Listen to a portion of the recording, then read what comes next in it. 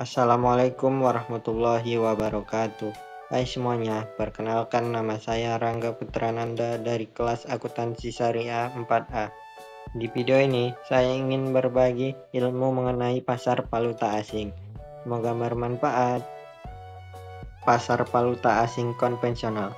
Pasar valuta asing atau sering disebut foreign exchange market merupakan pasar di mana transaksi valuta asing dilakukan baik antara negara maupun dalam suatu negara. Pasar valuta asing adalah suatu mekanisme di mana orang dapat mentransfer daya beli antar negara, memperoleh atau menyediakan kredit untuk transaksi perdagangan internasional, dan meminimalkan kemungkinan risiko kerugian atau exposure of risk akibat terjadinya fluktuasi kurs suatu mata uang. Jual beli valuta asing menurut syariah atau al-sharb. Pada prinsip syariahnya, perdagangan valuta asing dapat dianalogikan dan dikategorikan dengan pertukaran antara emas dan perak atau dikenal dalam terminologi fikih dengan istilah sharb yang disepakati para ulama tentang keabsahannya.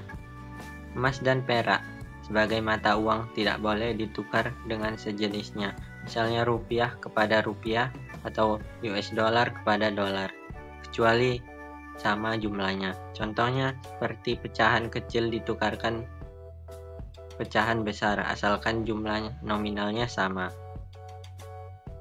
Jenis transaksi valuta asing. Dalam jual beli antara bank dengan nasabah seperti banknotes, traveler check, rekening giro valuta asing atau deposito valuta asing yang penyerahannya dapat dilakukan pada saat transaksi. Namun untuk transaksi valuta asing yang dilakukan dalam perdagangan internasional, tidak selamanya penyerahannya dapat dilakukan pada saat transaksi. Mengingat jarak yang relatif jauh, perbedaan waktu, serta volume transaksi yang besar, walaupun pada akhirnya semua transaksi ditutup secara tunai atau spot. Ada 3 jenis transaksi yang dapat dilakukan di bursa valuta asing, yaitu yang pertama, transaksi tunai atau spot transaction. Dalam transaksi tunai, biasanya penyerahan valuta asing ditetapkan 2 hari kerja berikutnya. Misalnya kontrak jual beli valuta asing ditutup tanggal 10, maka penyerahan dilakukan tanggal 12. Namun apabila tanggal 12 adalah hari Minggu atau hari libur negara asal, maka penyerahan dapat dilakukan pada hari berikutnya. Tanggal penyelesaian transaksi seperti ini disebut tanggal valuta atau value date. Yang kedua, transaksi berjangka atau tunggak. Dalam transaksi berjangka, penyerahan dilakukan beberapa hari mendatang, baik secara mingguan atau bulanan. Kurs ditetapkan pada waktu kontrak dilakukan, akan tetapi pembayaran dilakukan beberapa waktu yang akan datang sesuai dengan jangka waktunya. Akibatnya, rate yang digunakan dalam transaksi berjangka lebih tinggi dibandingkan dengan transaksi tunai. Transaksi semacam ini disebut premium dan bila sebaliknya disebut diskon. Transaksi berjangka ini sering dilakukan untuk pemagaran risiko terhadap fluktuasi tingkat pertukaran atau exchange rate dan menjamin nilai tagihan di masa yang akan datang dan juga untuk tujuan spekulasi. Yang ketiga, transaksi barter. Transaksi barter di pasar antar bank adalah proses di mana pembelian dan penjualan mata uang dilakukan secara bersamaan, tetapi dengan 2 tanggal penyerahan yang berbeda. Dalam transaksi ini, pembeli dan penjual bertukar mata uang secara tunai, lalu mereka juga membeli dan menjual kembali mata uang yang sama, baik secara tunai maupun berjangka, dalam waktu yang berbeda. Dengan cara ini, para pelaku pasar dapat mengelola resiko nilai tukar dan memanfaatkan perubahan harga mata uang.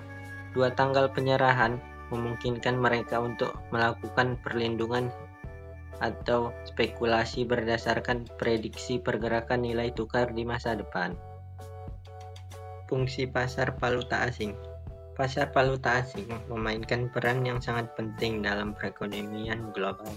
Berikut adalah 3 fungsi utama yang dijalankan oleh pasar valuta asing. Yang pertama, transaksi daya beli. yang kedua penyediaan pembiayaan, dan yang ketiga mengurangi resiko valuta asing. Pelaku pasar valuta asing. Transaksi di pasar valuta asing terdiri atas dua jenis tingkatan, yaitu antar bank atau wholesale market dan client atau retail market. Transaksi individu dalam pasar antar bank biasanya berjumlah sangat besar, misalnya dalam kelipatan jutaan dolar. Sedangkan kontrak antara bank dengan nasabahnya biasanya dibuat dalam jumlah tertentu dan bisa dalam jumlah yang relatif kecil. Peserta yang aktif dalam transaksi valuta asing terdiri atas 4 golongan, yaitu yang pertama, dealer valuta asing bank dan non-bank. Yang kedua, perusahaan dan individu. Yang ketiga, spekulator dan arbitrage. Dan yang keempat, bank sentral. Nah, itu tadi dia pembahasan materi tentang pasar valuta asing. Semoga bermanfaat bagi kita semua. Terima kasih sudah menonton video ini sampai akhir. Jangan lupa like, komen, dan share. Saya pamit undur diri. Wassalamualaikum warahmatullahi wabarakatuh.